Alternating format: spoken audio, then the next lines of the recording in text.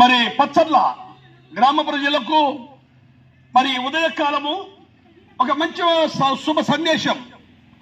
ఎన్నో సందేశాలు వింటున్నాం, ఎన్నెన్నో మార్గాలు చూస్తున్నాం. కానీ మన మార్గము ఏదయ్యా అంటే పరలోక రాజ్యం.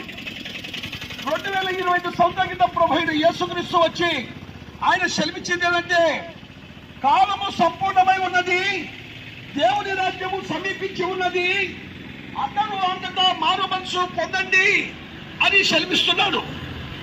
కాలము బహు కొంచెంగా ఉంది ప్రియులారా. మరి వచ్చుతున్నవాడు ఆలస్యం చేయగా రెండోసారి యేసుక్రీస్తు ప్రభు రాబోతున్నాడు. ఈ మేడలు, ఈ మిద్దెలు, ఈ అరణ్యము, ఈ ప్రదేశాలు మనకు ఉండవు. మన కళ్ళ ముందరే మన తాతలు తండ్రులు ఎంతో మంది వెళ్ళిపోతున్నారు. ఒకరోజు మనం కూడా వెళ్ళాల్సిన వారముగా ఉన్నాం. మనము కూడా శాశ్వతంగా ఉన్నాం. అందుకే పరిశుద్ధ గ్రంథం బైబిల్ లేఖనాలు సెలవిస్తున్నాయి, మరణము చూడక బ్రతుకు నరుడెవడు, ఈ భూమి మీద ఎవడు కూడా శాశ్వతంగా ఉండడని దేవుడి వాక్యం సెలవిస్తుంది. ఓ ప్రియ సోదరి సోదరులారా, మరి అన్న ఈ పేరు పచ్చర్ల గ్రామ ప్రజలారా, మరి గిద్దలూరు సమీపంలో ఉన్న ఈ పచ్చర్ల గ్రామానికి రావడానికి కారణం ఏంటంటే మీకు ఈ సందేశ సువార్త ప్రకటించడానికే. మరి ప్రభు సెలవిస్తున్నాడు, మీరు వెండి బంగారాలు ఇవ్వాల్సిన అవసరం లేదు, డబ్బులు ఇవ్వాల్సిన అవసరం లేదు, కానీ మీ విరిగి కలిగిన హృదయత దేవా పాపినైనా నన్ను క్షమించు. మానవుడు స్వభావకంగా కంటి ద్వారా, నోటి ద్వారా, హృదయం ద్వారా, అంతరంగం ద్వారా, అవియోగం ద్వారా పాపము వల్ల వచ్చు జీతం మరణం అంటుంది పరిశుద్ధ గ్రంథం బైబుల్. మరి ఎందుకంటే ఏ భేదము లేదు, అందరూ పాపం చేసి ఆ దేవుడు అనుగ్రహించు మహిమను పొందలేకపోతున్నారు.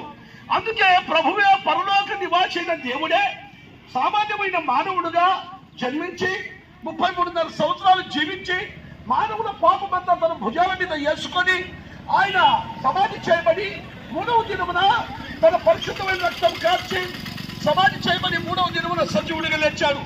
యేసు చెప్పాను, నేనే మార్గమును, నేనే సత్యమును, నేనే నిత్య జీవమును, నా ద్వారా తప్ప ఎవడితో తండ్రి అతకు రాడని సెలవిచ్చాను.